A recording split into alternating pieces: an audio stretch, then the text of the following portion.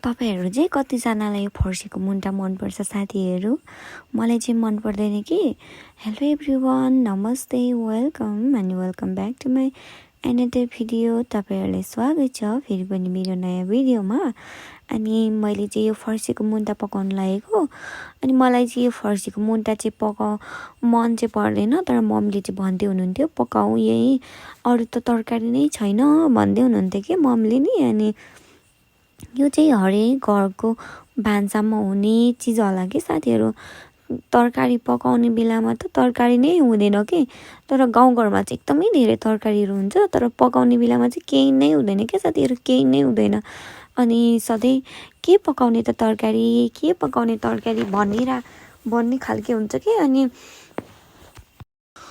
म चाहिँ प्राय जसो खाना सब्जीहरू बनाउँदिन। अनि झन् मलाई त झन् आइडिया नै हुँदैन के साथीहरु के पकाउने तरकारी भनेर। अनि त्यसपछि मम्मीले चाहिँ भन्नुभयो आलु काटेर अनि मुन्टा पकाऊ भन्नुभयो। अनि मम्मी चाहिँ उता रक्सी पार्दै हुनुहुन्थ्यो कि। अनि मम्मी चाहिँ रक्सी पार्नु भयो, अनि मैले चाहिँ तरकारी पकाएँ। खाना पनि पाकिसकेको थियो, खाना चाहिँ उतापट्टि।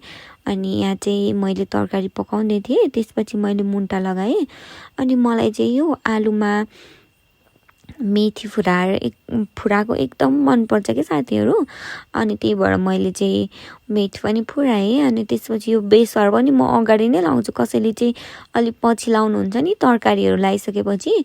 त्यसो गर्दा चाहिँ मलाई बेसार गनाए जस्तो लाग्छ क्या, त्यही भएर म चाहिँ अगाडि नै तेलमै राम्रोसँगले कालो हुने गरी गर्छु। अनि त्यसपछि आलुहरू लगाएर मैले पकाएँ।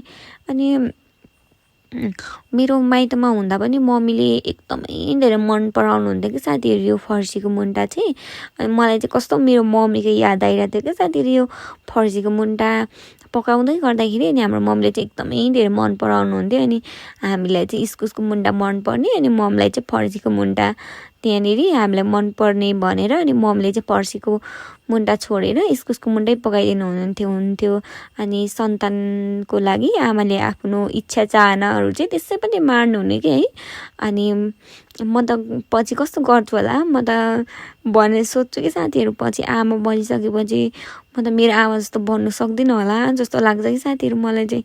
अनि मलाई चाहिँ तरकारी पकाउँदै गर्दाखेरि मम्मीको एकदमै धेरै याद आइरहेको थियो। अनि केही छैन, मम्मीलाई याद गर्नु परेछ। अनि जति धेरै वर्ष हुँदै गयो अनि त्यति नै धेरै मम्मीहरूको यो अनुहार हुन्छ नि साथीहरु, अनुहारहरू चाहिँ एकदमै धेरै भुल्दै जाने रहेछ कि। त्यो के भन्ने, त्यो चलि आएको कुराहरू भएर होला। मैले चाहिँ मम्मीको अनुहारहरू त्यस्तो धेरै मोबाइलमा हेऱ्यो भने चाहिँ मेरो मम्मीको अनुहार यस्तो थियो भन्ने हुन्छ। अनि नभए त मैले मम्मीको अनुहारै बिर्सिसके जस्तो लाग्छ कि साथीहरु। Thank you for watching, bye by.